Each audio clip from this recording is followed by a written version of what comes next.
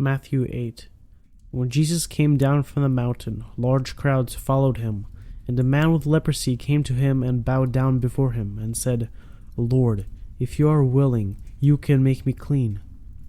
Jesus reached out with his hand and touched him, saying, "I am willing, be cleansed." And immediately his leprosy was cleansed. And Jesus said to him, "See that you tell no one, but go show yourself to the priest and present the offering that Moses commanded, as a testimony to them." And when Jesus entered Capernaum, a centurion came to him, begging him, and saying, "Lord, my servant is lying paralyzed at home, terribly tormented." Jesus said to him, "I will come and heal him." But the centurion replied, "Lord, I am not worthy for you to come under my roof, but just say the word, and my servant will be healed. For I am a man under authority, with soldiers under me. And I say to this one, 'Go,' and he goes, and to another, 'Come,' and he comes, and to my slave, 'Do this,' and he does it." Now when Jesus heard this, he was amazed, and said to those who were following, "Truly I say to you, I have not found such great faith with anyone in Israel. And I say to you that many will come from east and west, and recline at the table with Abraham, Isaac, and Jacob in the kingdom of heaven. But the sons of the kingdom will be thrown out into outer darkness. In that place there will be weeping and gnashing of teeth."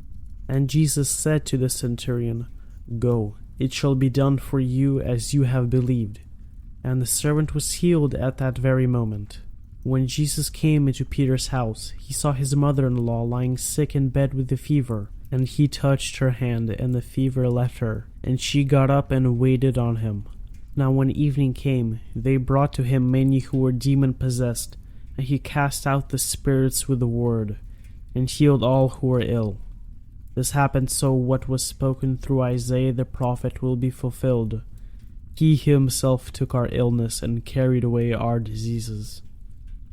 Now when Jesus saw a crowd around him, he gave orders to depart to the other side of the sea.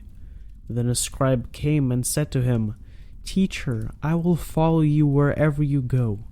And Jesus said to him, "The foxes have holes, and the birds of the sky have nests, but the Son of Man has nowhere to lay his head." And another of the disciples said to him, "Lord, allow me first to go and bury my father." But Jesus said to him, "Follow me, and let the dead bury their own dead." When he got into the boat, his disciples followed him, and behold, a violent storm developed on the sea, so that the boat was being covered by the waves. But Jesus himself was asleep, and they came to him and woke him, saying, "Save us, Lord, we are perishing." He said to them, "Why are you afraid, you men of little faith?" Then he got up and rebuked the winds and the sea, and it became perfectly calm. The men were amazed and said, "What kind of man is this, that even the winds and the sea obey him?" And when he came to the other side into the country of Gadarenes, 2 demon-possessed men confronted him as they were coming out of the tombs. They were so extremely violent that no one could pass by the way. And they cried out, saying, "What business do you have with us, Son of God? Have you come here to torment us before the time?" Now there was a herd of many pigs feeding at a distance from them, and the demons begged him, saying, "If you are going to cast us out, send us into the herd of pigs." And he said to them, "Go." And they came out and went into the pigs. And behold, the whole herd rushed down the steep bank into the sea, and drowned in the waters. And the herdsmen ran away, and went to the city, and reported everything, including what had happened to the demon-possessed men. And behold, the whole city came out to meet Jesus, and when they saw him, they pleaded with him to leave their region.